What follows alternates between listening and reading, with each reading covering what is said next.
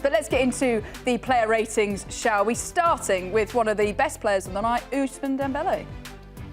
Ousmane Dembélé, Oh, where are we going to go? I mean, we spoke about him in the previous segment. He had the goal, wasn't particularly pretty. He applied the pressure. I think if you had to weight it, it was more a Liverpool fault than merit of his own. He had a couple chances. He was dangerous. It's Ousmane Dembélé. I would have liked another goal. I gave him... I'm between a 7 and an 8.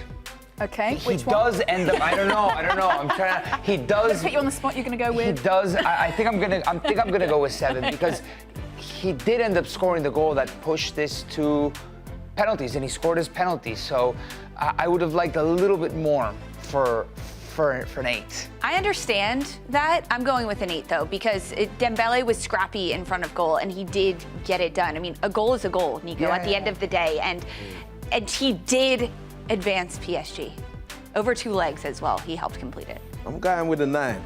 Oh, So I'm putting it right up there. Okay. I mean, 120 minutes, gets the goal, scores a penalty. It's the stuff off the ball as well, you know, the intensity. Certain times he didn't get the ball, he was like screaming at teammates, but in a good way, you know, to let them know this is what we're about today. He's getting a 9 from me.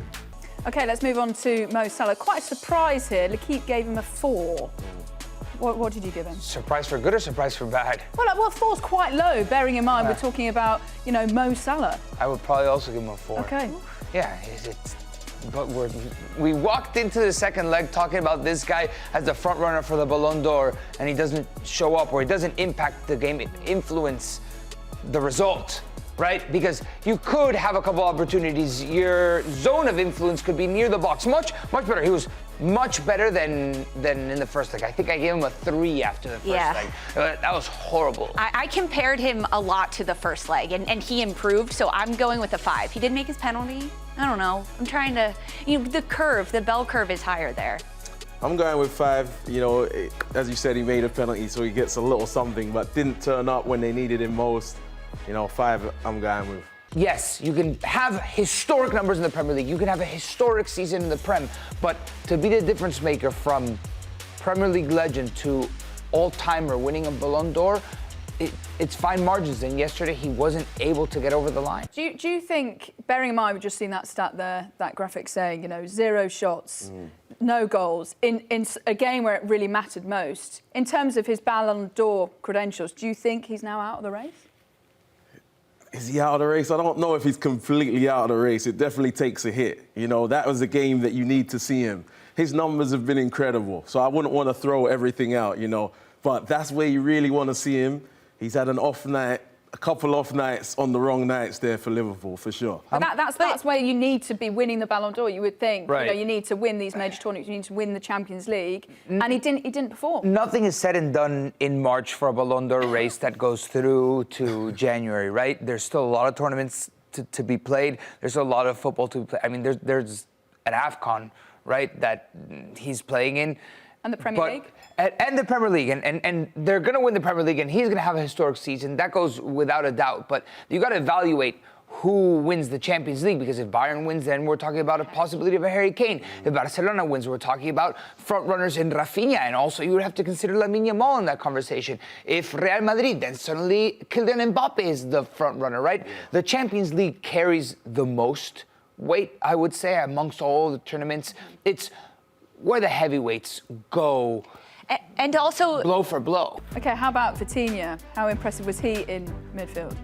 Vitinha, can I rate Vitinha higher than Dembélé? This is why I was between a 7 and an 8, because I love Vitinha's game. I mean, over the 2 legs, he was extraordinary. He must have missed, what, at most 8 passes or something. I heard the stat, and it was pretty impressive. He hit the extremely large majority of his passes throughout the entire game. He makes this team click. He appears in the pockets. I mean, wow. 1, 2, 3, 4, 5, 6, 7, Everywhere. 8 missed passes against Liverpool. 103 I mean, that's sensational. of And then 111. I would love to see the first leg added on to this. Yeah. For me, it's an 8 from a functionality perspective, and maybe I should have given Dembélé an 8. You gave Dembélé a 7. To put him on par, because it feels wrong having the goal scorer, the game winner, or whatever you want to call it, be lower than Vitinha, but from a functionality perspective, this guy makes everything click. Okay. He made the midfield tick for PSG. He dominated. He controlled the tempo so well, understanding when to speed things up and move quickly for PSG, but also when to retain. I'm going to 7. Sorry, I know I'm supposed to say that first. 7. I am dropping it lower than Dembélé. Oh, I just wanted to give you a little crap there, Nico. Well, I'm giving him an 8. You know, he's gone to Anfield, 120 minutes as well. As you guys have said, controlled the tempo. He's that guy, as a winger, you want to see in the middle. You know you give it to him, you're going to get it back, or he's going to move it to another guy that can do damage. So he's getting an 8 from me. Well, L'Equipe went lower than all of you, and they went for a 6. That's ridiculous. Wow. That's ridiculous. Let's move on to Nuno Mendes. How about him, Nico? Nuno's a 9. Nuno had Salah in his pocket from the very beginning. That save where he doesn't get to him, but he ends up making up for it with a blocked shot throughout the entire tie. I think he's the most valuable player. He's the MVP over 2 legs. Specifically yesterday, there was a player that was better than him. So Nuno Mendes had a performance of a lifetime probably for him. So locking down the Ballon d'Or candidate over 2 legs is significant. I would say an 8 because, yes, he definitely locked down Salah. There was no doubt about that. He was tracking all over, applying pressure where it needed to be. Salah also didn't have his best game. It wasn't as if he was creating chance after chance after chance. And I don't know. He was Yeah, different. no, I'm he was sticking with different than that. in the first leg, and there were a couple moments where Salah did get on the ball. He was getting on the box. There were certain moments that he didn't hit the right pass, but Nuno Mendes was there to break it up. Him and Pacho have such a good partnership. Pacho was fantastic. We should have put him in the player grade. I liked him. Yeah. So I'm going to give Mendes an 8. You know, the hardest thing in the game, he had a great game. Hardest thing in the game is putting it in the back of the net. So he would get a 9 if he scored a goal as well, like Dembélé. So 8, great game, shut down Salah. 8 for me. I see how Lloyd ranks now. Yeah, Are you very okay? positive. Yeah. You'd be a great teacher, always giving out those gold Positive for stars. PSG. They deserve it, though. They went to Liverpool over 2 legs. Arne slots Liverpool and beat them. You know, there's a lot of 8s and 9s out there. Donnarumma, 2 saves in the penalty shootout, and yeah, he had a brilliant game. How does he rank for you? 10, absolutely. I mean, no goals conceded throughout the 120 minutes, as Nico mentioned. He was so commanding in the box. Liverpool had 12 corners throughout this game. Donnarumma won all 12 of them. He was everywhere for this defensive side. And then, of course, the penalty shootout. When you save 2, that's 10s. 10. You know, we talked about goals being what wins games. He stopped the goals, you know. Darwin Núñez made a scapegoat, right, in one of those newspaper things. That was a good penalty save. The penalty wasn't a bad penalty. It was out to the side, so Donnarumma's getting a 10 from me. Are we getting a clean sweep of 10s? How positive are we feeling this morning? I gave Alisson a 10 in the first leg, and I think that epitomized what a goalkeeper performance should be. And if you go to Anfield in a second leg, and There you go. In the second leg. get a 10. We got to look at the situation. Absolutely. Yeah. Well, L'Equipe went for a 9. And so- L'Equipe also gave Alisson a 9 in the first leg. And it's I don't think what- they give 10s. Yeah, does L'Equipe give 10s? They barely give 10s. Yeah. Kylian Mbappe got a hat-trick in a World Cup final. They lost, and he got a 9. Let's give the coach some love. Luis Enrique, bearing in mind this project is going so well. They're through to the quarterfinals. They've just knocked out Liverpool. Where does he rank? I'll give him a 9. You know, we've talked about the magnitude of the situation. All these players we're talking about with 9s, 10s, 8s, Luis Enrique is the one that got them up for it. Perfect game plan.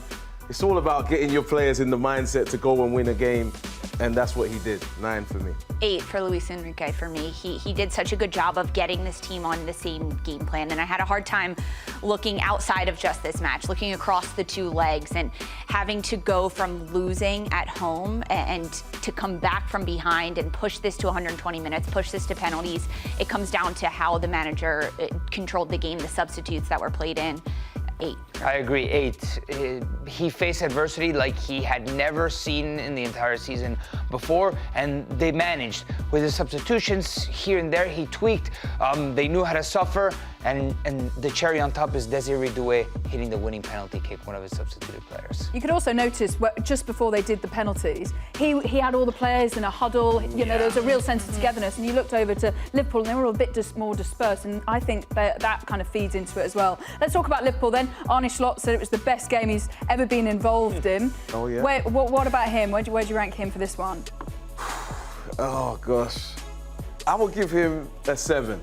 Oh, wow. I'll give him a 7. You know, some guys have let him down on the pitch a little bit, like we're talking about Salah. I don't think that's got to do with Arne Slot. He's got through the 120 minutes. It still could have gone either way, but I don't think it's him that has got it wrong here. I don't think it's on Arne Slot. That's why it's so high. But as you said, it can go either way, the margins, right? If he wins, what are you giving him? Right, that's interesting. I think if he wins, I would have given him a higher grade than a 5, which I'm going to give him now. Tell me where you got it wrong. Maybe a 6. The substitutions. Yes, I don't think I don't think his subs changed the game.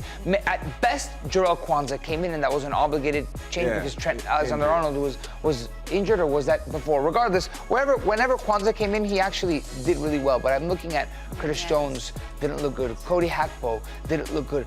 Darwin Núñez, when he came in, and he ends up being the face of the meme, Darwin Núñez, of missing the penalty kick in Liverpool's elimination, right? So if his substitutes would have had a little bit more of a hand in turning this game around in extra time, where they weren't as good as in the 90 minutes, I would have given Slot a couple more points. 6. I'm going with a 6 because of the substitutes. I mean, when you bring in Darwin Núñez and Jones, who particularly did not impact this game by any means, plus they missed penalties at the end. Yeah. So I don't like that one. Okay, right, let's see PSG's route to the final then, shall we? Because they're likely to face Aston Villa in the next round. Obviously, they face Club Brugge next. So let's have a look at this then, shall we? So how far do you see PSG going, Nico? Minimum semi-final. They're better than either Villa or Club Brugge. It's going to be difficult, especially if this is PSG would be first game at home. They would have to close out at Villa Park if that ends up being the draw. So it's going to be tough to go to a second game away. You got to get your business done at PSG, unlike they did in the round of 16. They should at least get to a semi-final. Yeah, semi-final route is good for PSG. I mean, this next one is, I mean, that's easy for them. I'm so intrigued to see where this top of the table goes and who they meet in the semis. Semis, yeah, as you guys are saying, and I think a real chance in the semis against whoever they play. After beating Liverpool, they've just beat Liverpool. Yeah. They've done everybody a favour right now. So it's like... They send a message to the rest of the Champions League. I mean, PSG can compete. They're sensational. They're an extraordinary football. So I fancy them in the semis as well.